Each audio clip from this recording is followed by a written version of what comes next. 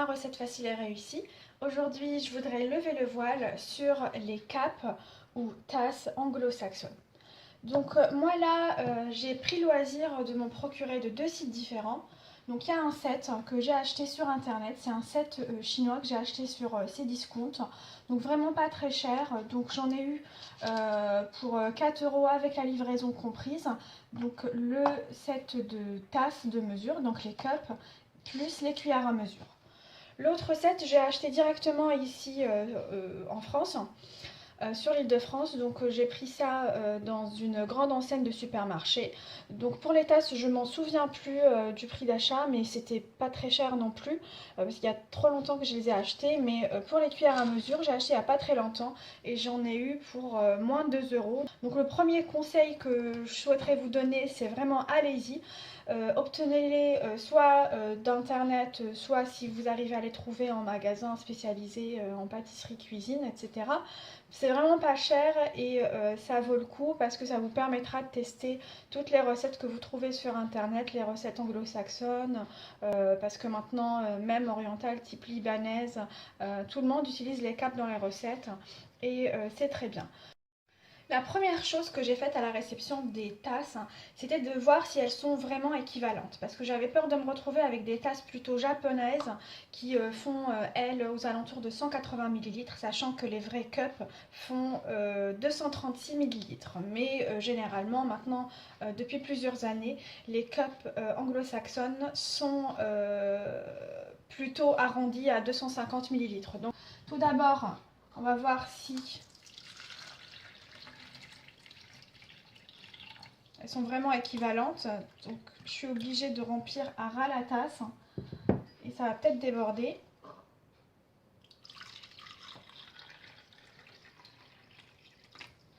Voilà. On voit bien que la tasse est remplie aussi à ras, signe que les deux tasses se valent. Maintenant, je vais voir combien de millilitres fait la tasse.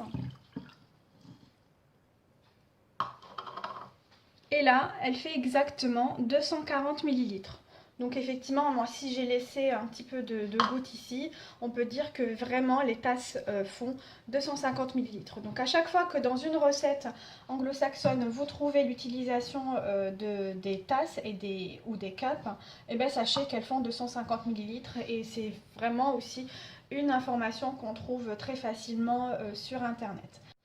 Maintenant, si on regarde la demi-tasse, donc la demi-tasse est ce qu'on appelle dans les recettes allemandes la tasse à café.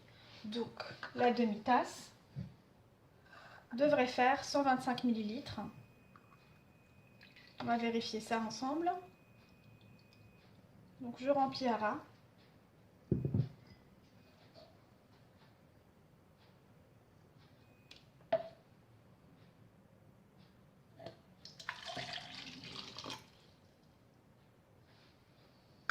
Et effectivement, on se retrouve avec 125 millilitres. Alors, il faut savoir que la demi-tasse, c'est la même chose que la tasse à café allemande et c'est la même chose avec le verre à thé qu'on utilise dans les recettes orientales. Donc sachez que le verre à thé fait également 125 millilitres.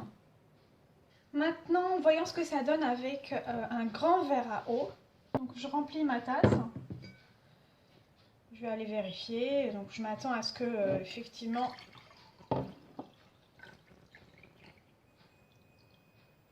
ça fasse 250 millilitres. Donc c'est un verre à eau ou à jus de 25 centilitres. Donc on vient de voir que ce verre à eau ou à jus fait 25 centilitres, donc 250 millilitres. Maintenant, si vous trouvez dans une recette qu'on vous demande d'avoir la demi-tasse, qu'est-ce que vous faites? Donc intuitivement, vous allez prendre un doseur de 250 millilitres et vous allez effectivement remplir à moitié. Mais si vous prenez le verre que vous savez faire 250 millilitres, vous voulez avoir la demi-tasse, donc intuitivement, vous allez remplir le verre à moitié.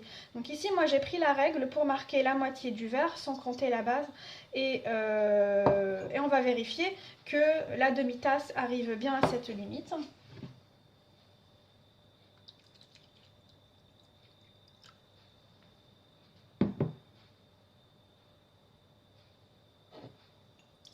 je transvase doucement. Et là, petite surprise, hein, vous voyez que la demi-tasse dépasse la limite que nous on s'est donné de visu du demi-verre.